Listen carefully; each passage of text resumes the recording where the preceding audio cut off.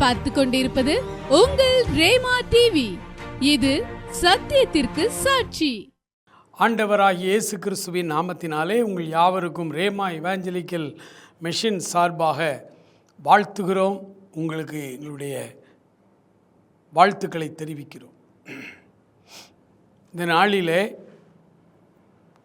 ஆண்டவர் நம்மோடு கூட இருப்பாரானால் ஆண்டவர் நமக்கு செய்கிற நல்ல காரியங்கள் என்ன? ஒரு மனிதன் கிறிஸ்துவோடு வாழும் பொழுது அந்த மனிதனை ஆண்டவர் எப்படி ஆசீர்வதிக்கிறார் என்று ஒவ்வொன்றாய் நாம் தியானித்து கொண்டிருக்கிறோம். அன்புக்குரியவர்களே, இந்த நாளிலே அந்த வரிசையில் எண்ணாகம புஸ்தகம் 12ஆம் அதிகாரம் 3வது வசனத்தை உங்களுக்காக நான் வாசிக்கிறேன். மோசேயானவன் பூமியில் உள்ள சகல மனிதரிலும் மிகுந்த சாந்த குணம் உள்ளவனாய் இருந்தான். ஆண்டவர் ஒரு மனிதனோடு வாழ ஆரம்பிக்கும் பொழுது அல்லது இயேசு கிறிஸ்துவோடு நம்முடைய வாழ்க்கையை நாம் இணைத்து கொள்ளும் பொழுது அவர் நம்முடைய குணங்களை மாற்றுகிறார். நம்முடைய சுபாவங்கள் மாறுகிறது. முன்னே நான் கிறிஸ்துவை அறியாமல் இருந்தேன், துர்க்குணம் நிறைந்தவனாய் இருந்தேன். இப்பொழுதோ நான் கிறிஸ்துவுக்குள்ளாய் வந்துவிட்டேன், வெளிச்சத்தின் பிள்ளையாய் நான் வாழ்கிறேன் என்று எல்லாரும் சொல்லுகிற அந்த சாட்சி தான். ஆண்டவர் ஒரு மனிதனோடு இருக்க ஆரம்பிக்கும் பொழுது அந்த மனிதனுடைய குணாதிசயங்களிலே கை வைக்கிறார். அவனுடைய ஜென்ம குணம், அவனுடைய பிறப்பிலே அவனுடைய குணங்கள், தவறான பல குணங்கள் இருக்கிறது. அந்த குணங்களை எல்லாம் மாற்றுகிறார். ஆண்டவருக்கான அந்த கிறிஸ்தவ குணாதிசயங்கள், கிறிஸ்தவ பண்புகள், அதை அவர் நமக்குள்ளே உருவாக்குகிறார். மோசேயினுடைய வாழ்க்கையை பாருங்கள். மோசே பிறக்கும் பொழுது அன்றைக்கு இருந்த பார்வோன் ஒரு சட்டம் போட்டிருந்தார். எபிரேயருக்கு பிறந்த ஆண் குழந்தைகளை எல்லாம் நைல் நதியிலே தூக்கி போட்டு கொன்றுவிட வேண்டும் என்று. மோசே மிகுந்த அழகுள்ள குழந்தையாய் பிறந்தான். அவருடைய தாய்க்கும் தகப்பனுக்கும் உடன் பிறந்த சகோதரிக்கும் அந்த குழந்தையை தண்ணீரிலே தூக்கி போட மனம் வரவில்லை. ஆகவே சட்டத்தை மீறி வீட்டிலே ஒளித்து வைத்து வளர்த்தார்கள். 3 மாதத்துக்கு மேல் அவனை உள்ளே வைக்க முடியவில்லை. உடனே ஒரு நாணல் புல்லை கொண்டு வந்து ஒரு சின்ன படகு மாதிரி, ஒரு சின்ன போட், ஒரு நாணல் பெட்டி செய்து அதில் இந்த அருமையான மோசேங்கிற இந்த குழந்தையை உள்ளே, பேர் கூட அவங்க அப்பா அம்மா வைக்கல, அந்த நாணல் பட்டியிலே அந்த குழந்தையை வைத்து நைல் நதியிலே விட்டு விட்டார்கள். பார்வோனுடைய குமாரத்தி ஸ்நானம் பண்ண வருகிறாள். இந்த நாணல் பெட்டியை எடுக்கிறாள். உள்ளே இந்த குழந்தை பாலுக்காய் அழுகிறது. அது எபிரேய குழந்தை என்று அறிந்துதான், அது எபிரேய குழந்தை என்று அறிந்து அந்த குழந்தையை தண்ணீரிலிருந்து எடுத்தேன் என்கிற அர்த்தத்தோடு மோசே என்று பெயர் வைத்தார். அந்த பெயரை அவர் கடைசி வரை மாற்றவே இல்லை. கிறிஸ்தவ இந்த வாழ்வுக்குள்ளே இயேசு கிறிஸ்துவை ஏற்றுக்கொண்டு நாம் மாற்று மதங்களிலிருந்து வரும் பொழுது பெயர் கூட மாற்ற வேண்டும் என்கிற அவசியம் இல்லை. அப்படி பெயரை மாற்றினால்தான் அவருடைய கிறிஸ்தவர்கள் என்று அந்த அர்த்தம் இல்லை. இது நாமாய் செய்கிற ஒரு சடங்கு. ஆனால் மோசே தண்ணீரிலிருந்து அந்த பார்வோனுடைய குமாரத்தை எடுத்த பொழுது மோசே என்று பெயர் வைத்தாள். அதான் இறுதி வரைக்கும் அந்த பெயர். ஆண்டவர் கூட அந்த பெயரை சொல்லித்தான் கூப்பிட்டார். மோசே அரண்மனைக்குள்ளே போய்விட்டார். குழந்தையாக இருக்கும் பொழுது அரண்மனை வழக்க அந்த கலாச்சாரத்தின்படி தான் வளர்ந்தார். ஆனால் அவருக்கு தெரியும், நம்ம எபிரேயர், நம்முடைய ஆண்டவர் யெகோவா, அவர் மெய்யான தெய்வம், எல்லாம் தெரியும் அவனுக்கு. நீ கிறிஸ்தவ மதத்தில் இருக்கிற சர்ச்சைக்கு போகிற எல்லாருக்கும் என்னெல்லாம் தெரியுமோ அதெல்லாம் அவருக்கு தெரியும். ஆனால் 40 வயது வாலிப வயது அன்றைக்கு அந்த வாலிப பருவத்திலே வாலிப வயதிலே மோசே வெளியே வந்த பொழுது அவன் செய்த காரியத்தை பாருங்கள். எல்லா இளைஞர்களைப் போலத்தான் மோசேயும் இருந்தார். யாத்ராகம புஸ்தகம் 2ஆம் அதிகாரம் 11வது வசனம் 12வது வசனத்தை உங்களுக்காக நான் வாசிக்கிறேன். மோசே பெரியவனான காலத்தில் அவன் தன் சகோதரரிடத்தில் போய் அவர்கள் சுமை சுமக்கிறதை பார்த்து தன் சகோதரராகிய எபிரேயரில் ஒருவனை ஒரு எகிப்தியன் அடிக்கிறதை கண்டு அங்குமிங்கும் பார்த்து ஒருவரும் இல்லை என்று அறிந்து அந்த எகிப்தியனை வெட்டி அவனை மணலிலே புதைத்து போட்டான். எல்லா வாலிபர்களைப் போலத்தான் மோசேயும் இருந்தார். தன் இனத்தானை, தன்னுடைய சகோதரனை இன்னும் கொஞ்சம் பச்சையாக ஓப்பனாக சொன்னால் தன்னுடைய ஜாதிக்காரனை ஒருவன் அடிக்கிறான் என்று பார்த்த பொழுது இவனால் அதை அடக்கிக் கொள்ள முடியவில்லை. அப்போ சராசரி வாலிபனாகித்தான். கிறிஸ்துவுக்கும் அவனுக்கும் சம்பந்தமில்லாத ஒரு வாழ்க்கை தான் அது. அந்த எகிப்தியனை வெட்டி கொன்று மணலிலே புதைத்து போட்டான். இது அவனுடைய சடன் டெம்பர். சடனாக கோபம் வரும் மோசேக்கு. கொலை செய்யும் அளவுக்கு வாலிப வயதிலே அவன் அவ்வளவு ஷார்ட் டெம்பராக இருந்தான். நாட்கள் கடந்து சென்றது. வனாந்திரத்திலே 40 ஆண்டு காலம் ஆடுகளை மேய்த்து கொண்டிருக்கிறார். வனாந்திரத்திலே ஆண்டவரை சந்திக்கிறார். ஒரு முட்செடி பற்றி எரிகிறது, ஆனால் முட்செடி வேகவில்லை. அது ஒரு அற்புதமான காட்சி. வனாந்திரத்தில் செடி பற்றி எரிவது, வனாந்திரத்தில் காட்டுத்தீயை அவர் பார்க்காத ஆள் இல்லை மோசே. ஆனால் இன்றைக்கு இந்த காட்சி கொஞ்சம் அற்புதமானது. பச்சை முட்செடி எரிகிறது, முட்செடி உள்ள வேகலை, தீ மாத்திரம் எரிந்து கொண்டிருக்கும் பொழுது அது ஒரு அதிசய காட்சி. இந்த காட்சியை பார்க்க கிட்ட செல்லலாம் என்று அவன் கிட்ட போன பொழுது உள்ளே இருந்து கடவுள் பேசினார். நடுங்கி போனான் மோசே. கடவுள் பேசினார், மோசே நீ நிற்கிற இடம் பரிசுத்த பூமி, நீ பாதரட்சியை கழற்றி போடு. 2 கைகளால் முகத்தை மூடிக்கொண்டார் மோசே. அவ்வளோ பயங்கரமான ஒரு தெய்வம். அதிலிருந்து ஒரு சத்தம். ஆண்டவரும் மோசையும் சந்திக்கிற ஒரு காட்சி. ஆண்டவரை சந்தித்து ஆண்டவர் மோசையை பயன்படுத்த ஆரம்பித்த பொழுது வேத வசனம் சொல்லுகிறது, மோசேயானவன் பூமியிலுள்ள மனிதர்கள் எல்லாரிலும் மிகுந்த சாந்த குணம் உள்ளவனாயிருந்தார். ஆண்டவராய் இயேசு கிறிஸ்துவை நீங்கள் சந்தித்து அவரோடு உங்கள் வாழ்க்கையை நீங்கள் தொடங்கி இயேசு கிறிஸ்துவுக்குள்ளாக நீங்கள் வாழ்ந்து கொண்டிருப்பீர்களானால் உங்களுடைய கோப குணம், கோபம் அது ரொம்ப மோசமான குணம்.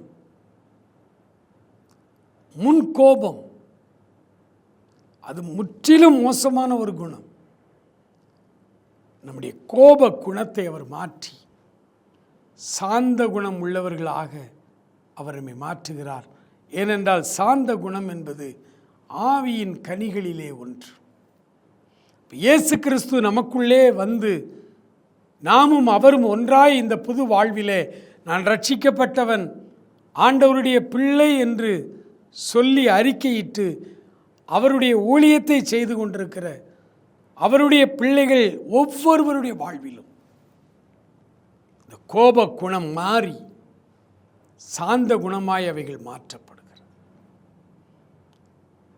நான் ஆண்டவரோடு வாழ்கிறேன், ஆண்டவரோடு இருக்கிறேன், ஆண்டவர் என்னிடத்திலே சொல்லியிருக்கிறார், மோசையோடு இருந்தது போல நான் உன்னோடும் இருப்பேன் என்று சொல்லியிருக்கிறார். அவர் என்னை மேன்மைப்படுத்தி இருக்கிறார். என் மூலமாய் ஊழியங்கள் அதிசயமாய் அற்புதங்கள் நிறைந்து நிறைய காரியங்கள் நடக்கிறது என்றால் உங்களுடைய கோப குணம் நீங்கள் ஆண்டவரை சந்திக்கும் முன்பாக நீங்கள் இருந்த இயல்பான உங்களுடைய முன்கோபம், உங்களுடைய கோப குணம் இன்றைக்கு எவ்வளவு மாறி இருக்கிறது என்று பாருங்கள். இந்த குணங்கள் மாறாமல் வரங்கள் மாத்திரம் இயங்குகிறது, ஆண்டவர் என்னை பயன்படுத்துகிறார் என்றால் அபாயகரமான நிலைமையில் இருக்கிறீர்கள் என்று பொருள். அது மிகவும் அபாயம். வெளியே ஊழியங்கள் நன்றாய் நடக்கிறது, கூட்டங்கள் திரளாய் வருகிறது, ஜனங்கள் ஆயிரம் ரட்சிக்கப்படுகிறார்கள். என்னை தேடி வருகிற ஜனங்களுக்கு நான் உள்ளம் உடைந்து ஜெபிக்கும் பொழுது அற்புதங்கள் நடக்கிறது, பிசாசுகள் ஓடுகிறது, பில்லி சூனிய கட்டுகள் அறுக்கப்படுகிறது. அதற்காகவே அநேகர் தேடி வருகிறார்கள். ஆண்டவர் ஊழியத்திலே என்னை மேன்மைப்படுத்துகிறார். நல்லது, அப்படித்தான் நடக்கணும். ஆனால் அப்படி ஊழியங்கள் மேன்மையாய் நடந்து கொண்டிருக்கும் பொழுது நம்முடைய தனிப்பட்ட வாழ்விலே நம்முடைய கோப குணம் மாறவில்லை, முன் கோபம் இன்னும் மாறவில்லை என்றால் நாம் அபாயமான கட்டத்திலே இருக்கிறோம் என்று பொருள். அது நம்மை அழித்துவிடும். கோபம் ஒரு நிமிஷம் கொல்லும் கொடிய பாவங்கள் என்று டாக்டர் பில்லி கிரஹாம் எழுதின புத்தகத்திலே முற்கோபம் மதிகேட்டை செய்யும் என்று அவர் சொல்லுகிறார். முற்கோபம், கோப குணம். ரொம்ப ஆச்சரியமான ஒரு ஆண்டவர். மோசேக்கு திருமணம் நடக்கிறது.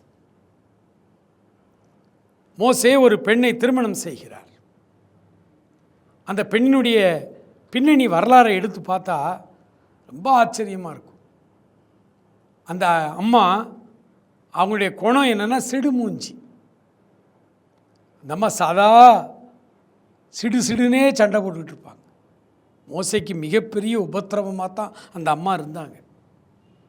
மோசே எப்படி பாருங்க, அவனுடைய நார்மல் குணம் வாலிப பருவத்தில் பார்த்துருக்கிறோம், கொலை செய்யும் அளவுக்கு கோப குணம் கொண்டவன். அப்படிப்பட்ட மோசே கிறிஸ்துவுக்குள்ளாய் வருகிறார், ஆண்டவரை சந்திக்கிறார், ஆண்டவருடைய பிள்ளையாய் மாறுகிறார்.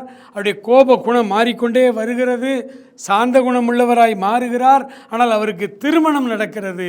அந்த திருமணத்தில் அவருக்கு ஆண்டவர் கொடுத்த மனைவியினுடைய குணம் என்னன்னா சிடுமூஞ்சி, சதா நச்சரித்து கொண்டே இருக்கிற சுபாவம். ஏன் ஆண்டவர் இப்படி செய்கிறார்? ஆண்டவர் நம்முடைய திருமண வாழ்க்கையிலே 90% மேல் கணவன் மனைவியாய் வெவ்வேறு குடும்பங்களிலே பிறந்து வளர்ந்து திருமணத்திலே ஒன்றாய் நாம் இணைக்கப்படும் பொழுது நம்முடைய குணத்திற்கு எதிர்மறையான குணம்தான் அவங்க.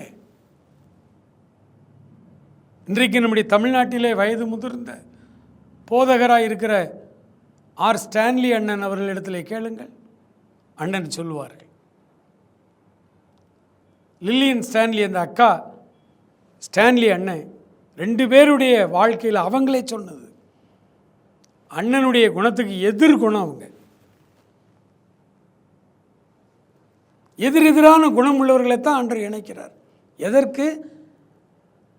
சாந்த குணம் இன்னும் வலுப்பட வேண்டும், இன்னும் அவர் பொறுமையாய் தன் மனைவியை நேசிக்க வேண்டும், தன் மனைவியினிடத்தில் அன்பு பாராட்ட வேண்டும், தன் மனைவியை ஒரு நாள் கடிந்து கொள்ளாமல் அவளை மன்னிக்க வேண்டும். குடும்பத்திற்குள்ளேயே இவருடைய சாந்த குணத்தை உருவாக்குவதற்கு எவ்வளோ பெரிய ஒரு காரியத்தை ஆண்டவர் வைத்திருக்கிறார் பாருங்கள்.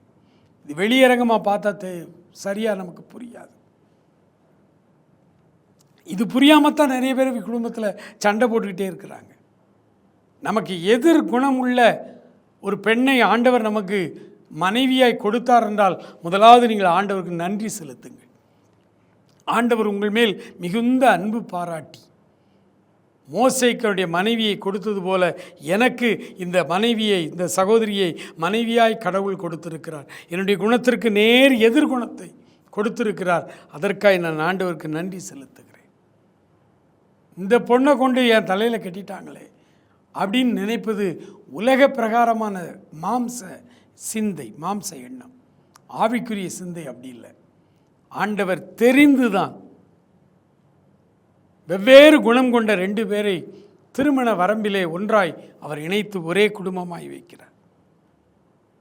நம்முடைய கிறிஸ்தவ வாழ்க்கையிலும் பல நேரங்களிலே நமக்குள்ளே ஆவியின் கனிகள் உருவாகும் அளவு ஆண்டவர் நம்மேல் அன்பு பாராட்டி ஆண்டவர் நம்மை மோசே நடந்த அந்த வழியிலே நம்மையும் அவர் நடத்துகிறார்.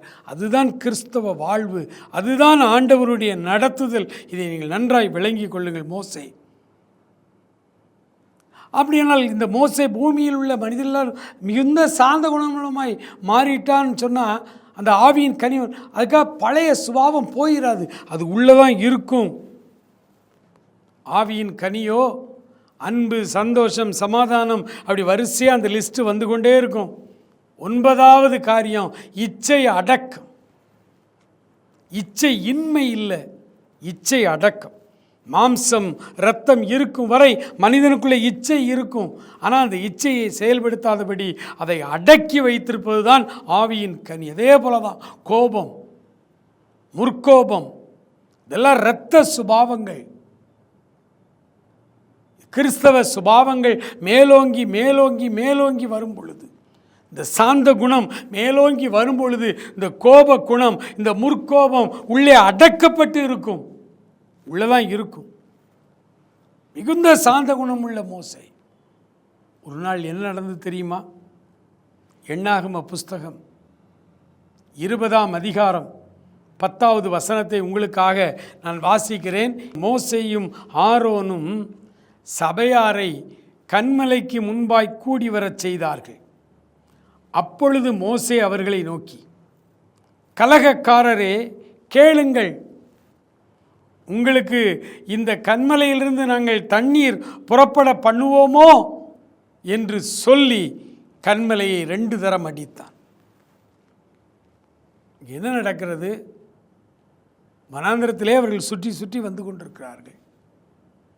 ஓரேபிலே அவர்கள் வந்த பொழுது ஜனங்களுக்கு தண்ணீர் இல்லை. எங்கே? வனாந்திரமான இடம். ஜனங்கள் தாகத்தால் துவண்டு போனார்கள். வழக்கம் போல மோசையின் இடத்திலே அவர்கள் நன்றி கெட்ட ஜனங்கள், ஆண்டவருடைய வழிகளை அறியாத வணங்கா கழுத்துள்ள ஜனங்கள் மோசையின் இடத்திலே வந்து மறுபடியும் முறுமுறுத்தார்கள், எங்களை தண்ணீர் தராமல் எங்களை கொல்லப் போகிறீரோ என்று. மோசே ஆண்டவரிடத்திலே அழுதான். ஆண்டவர் சொன்னார், இவன் கையில் இருக்கிற கோலை எடுத்துக்கொண்டு ஓரேபிலே அந்த கன்மலையிலே வந்து நில்லு, உனக்கு முன்னே அந்த கன்மலையிலே வந்து நான் நிற்பேன், நீ அந்த கன்மலையை ஓங்கி அடி, கன்மலையிலிருந்து தண்ணீர் புறப்பட்டு வரும் என்று சொல். மோசே போனார். அதே போல கன்மலையை ஓங்கி அடித்தார். நல்ல ஊற்று தண்ணீர் புறப்பட்டு வந்தது. ஜனங்கள் திருப்தியாய் தாகம் தீர்க்கப்பட்டார்கள். ஜனங்களுக்கு ஒரே மகிழ்ச்சி. ஆண்டவரை கொண்டாடினார்கள், ஆண்டவருக்கு மரியாதை செலுத்தினார்கள், ஸ்தோத்திரம் பண்ணினார்கள், மகிமைப்படுத்தினார்கள், மகிழ்ச்சியாக இருந்தார்கள். கொஞ்ச நாள் மறுபடியும் ஓரேபை இந்த பக்கமாய் சுற்றி வரும் பொழுது மறுபடியும் தண்ணீர் இல்லாமல் இதே பிரச்சனை, பயங்கர கலகம் இப்பொழுது உண்டாகிவிட்டது. முன்பை விட அதிக அந்த கலவரத்தினுடைய தன்மை என்ன? லட்சக்கணக்கான அந்த மக்கள் மோசேயை கொலை செய்யும் அளவுக்கு எழும்பினார்கள். இவன் பேச்சை கேட்டு இவன் பின்னாடி போனால் நமக்கு ஒரு நாள் விடிவு காலம் வராது, இவன் சரியாக நம்மளை நடத்தலை, இவனை கொன்றுவோன்னு சொல்லி அவ்வளோ பெரிய கலகம் உண்டான பொழுது அவ்வளவு நாளும் சாந்த குணம் உள்ளவனாகிய மோசேக்கு கோபம் வந்தது. வரக்கூடாது, ஆனால் வந்தது. ஆகவேதான் எண்ணாகமம் 20:10 மோசேயும் ஆரோனும் சபையாரை கன்மலைக்கு முன்னால் வர சொல்லும் பொழுது ஆண்டவர் மோசே எடுத்து சொன்னார், மோசே, இந்த ஜனங்கள் கலகக்காரர்கள் தான், நீ கன்மலையை பார்த்து பேசு, அந்த கன்மலை தன்னிடத்தில் உள்ளதை உனக்கு தரும் என்று சொன்னார். அந்த கன்மலை தன்னிடத்தில் உள்ளதை உனக்கு தரும், நீ பேசு அப்படின்னார். ஆனால் மோசேக்கு இந்த ஜனங்களுக்கு தண்ணி கொடுக்கக்கூடாது என்று எண்ணினார். பழைய சுபாவம், ஜென்ம சுபாவம் மறுபடியும் தலையெடுத்தது.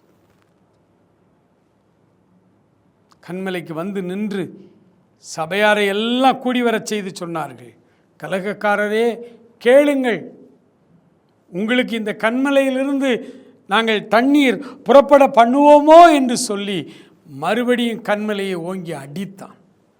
2 முறை அடித்தான். ஆண்டவர் இப்போ அடிக்க சொல்லலை. மோசே என்ன நினைச்சாரு? ஒருவேளை என்ன நினைச்சிருக்கணும்? கன்மலையை பார்த்து பேசு, தண்ணீர் வரும்னு ஆண்டவர் சொல்லியிருக்காரு.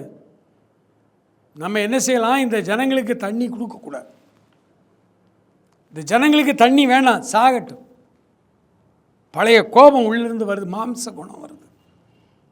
அப்போ கன்மலைகிட்ட பேசினா தானே தண்ணி தருவார் ஆண்டவர். இவ்வளவு நாள் அவர் சொல்கிறது தான் நடக்குது. அப்போ என்ன செய்யலாம்? நம்ம அடிப்போம் மறுபடியும், அப்போ தண்ணி வராது அப்படின்னு சொல்லிட்டு தான், கலகக்காரரே கேளுங்கள், உங்களுக்கு இந்த கன்மலையிலிருந்து நாங்கள் தண்ணீர் புறப்பட பண்ணுவோமோ என்று சொல்லி கன்மலையை அடித்தார். ஆனால் அங்கே மாறாக ஒரு காரியம் நடந்தது. மறுபடியும் தண்ணீர் பீறிட்டு வந்தது. ஜனங்கள் தாகம் தீர்க்கப்பட்டார்கள். மோசேக்கு ஒன்றும் புரியலை. ஆண்டவர் சொன்ன, மோசே, என் வார்த்தையை நீ மீறி விட்டாய்.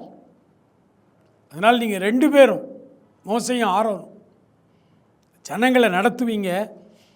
ஆனால் கானான் தேசத்துக்குள்ளே நீங்கள் பார்ப்பீர்கள், அதில் பிரவேசிக்க மாட்டீர்கள் என்று வனாந்திரத்திலே மோசேயும் ஆரோனும் மரித்து போனார்கள்.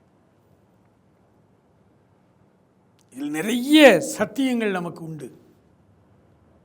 இதை குறித்து நிறைய சத்திய வார்த்தைகளை பிரசங்கத்தில் கேட்டிருக்கிறோம். இன்றைக்கு ஆண்டவர் நம்மோடு கூட இருக்கும் பொழுது அவருடைய சுபாவங்கள், அவருடைய பண்புகள், கிறிஸ்தவ குணங்கள் நமக்குள்ளே வந்து ஆவியின் கனிகளாய் அவைகள் நம்மிலிருந்து வெளிப்பட்டு கொண்டிருக்கும் பொழுது பிரச்சனைகள் மிகுதியாகி நம்முடைய ஜென்ம சுபாவம் சில நேரங்களில் தலையெடுக்கிறது. அப்போ நம்ம ரொம்ப கவனமாக இருக்கணும். ஆவியிலே பரிசுத்த ஆவியானவரால் நிறைந்திருக்கும் பொழுது மாத்திரம்தான் இந்த காரியத்தை நம்ம ஜெயிக்க முடியும். Thank you Lord. மறுபடியும் அந்த சுபாவம் நம்மிலே வெளிப்பட நம்ம இடம் கொடுப்போமானால் வாக்குத்தத்தம் பண்ணப்பட்ட கானானை இழந்து போவோம். கவனமாயிருங்கள். ஆண்டவருக்குள்ளே வந்த பின்பு ஆவிக்குரிய கனிகள் உங்களிலே தோன்ற ஆரம்பிக்கும் பொழுது மறுபடியும் பழைய சுபாவம் உங்களிலே வரும்படிக்கு சாத்தான் பல பிரச்சனைகளை உங்களை தூண்டுவான். சுற்றுப்புறத்தின் மூலமாய் பல அழுத்தங்களை கொடுப்பான்.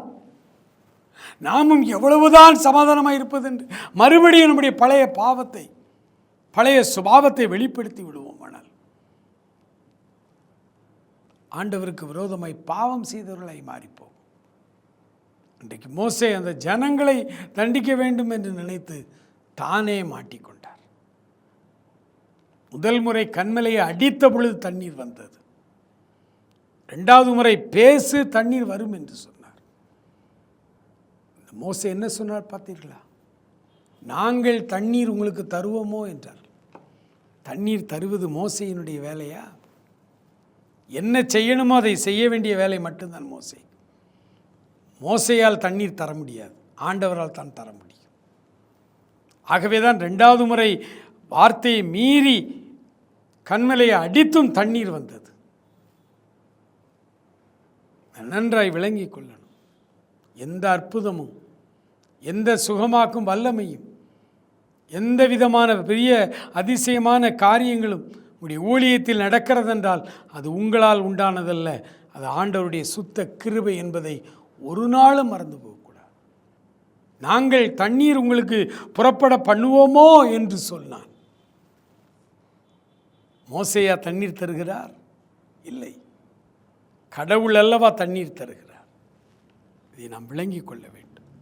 ஆண்டவருடைய சமூகத்தில், ஆண்டவரே, கிறிஸ்தவ பண்புகள், கிறிஸ்தவ குணாதிசயங்கள் எனக்குள்ளே உருவாகி வருகிற இந்த நேரத்தில் என்னுடைய குடும்பத்திலிருந்தே பல அழுத்தங்கள் வரும், சுற்றுப்புறத்திலிருந்து பல அழுத்தங்கள் வந்து என்னுடைய பழைய கோபம் தலையெடுக்க ஆரம்பிக்கும். கோபத்தை ஒரு நாள் நான் கொண்டு வரக்கூடாது. அந்த கோபம் எனக்குள்ளே செத்து போய்விட வேண்டும்.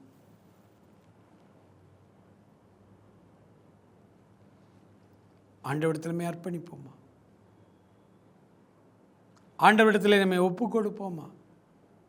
ஆண்டவரே, என்னை முற்றிலுமாய் மாற்றும் ஆண்டவரே. என்னுடைய பழைய சுபாவங்கள் ஒருபோதும் வெளிப்பட்டு விடாதபடிக்கு எத்தனை அழுத்தங்கள் சுற்றி சூழ எனக்கு இருந்தாலும், அந்த எத்தனை அழுத்தங்கள் வந்தாலும் ஆண்டவருடைய பண்புகளை மாத்திரமே நாங்கள் வெளிப்படுத்துகிறவர்களாய், ஆவியின் கனிகளை மாத்திரமே நாங்கள் வெளிப்படுத்துகிறவர்களாய் எங்களை மாற்றும். விசேஷமாய் கணவன் மனைவி உறவுக்குள்ளே பல நேரங்களிலே கோபம், முற்கோபம், மதிகேடானதை காரியங்களை செய்து கணவன் மனைவி என்கிற அந்த அன்புள்ள உறவை ஆண்டவரை பிரித்து விடுகிறதை பார்க்கிறோம். அப்பா, எத்தனையோ குடும்பங்கள் கோப குணத்தினால் ஆண்டவரை விலகி பிரிந்து உமக்கு விரோதமாய் போகிறதை பார்க்கிறோம். மனம் இறங்கும் சுவாமி. அன்பான கணவன்மார்களுக்கும் அன்பான மனைவிமார்களுக்கும் அவர்களுக்குள் இருக்கிற அந்த கோப சுபாவங்கள் முற்றிலுமாய் விலகட்டும் என்று சொல்லி நாங்கள் மன்றாடுகிறோம்ப்பா. தயவாய் அவர்களை தொடுவீராகப்பா. உம்முடைய சாந்த குணத்தினால் அவர்களை அலங்கரிப்பீராக. உம்முடைய சாந்த குணம் அவர்களை மூடுவதாக, அவருடைய கோப குணம் அடக்கப்படுவதாக. தேங்க்யூல்லா. கர்த்தர் பெரிய காரியங்களை செய்யும். ஆசீர்வதி, தொடர்ந்து காத்துக்கொள்ளும். இயேசு கிறிஸ்துவின் நல்ல நாமத்தில் ஜெபிக்கிறோம் எங்கள் அருமை பிதாவே. ஆமேன், ஆமேன்.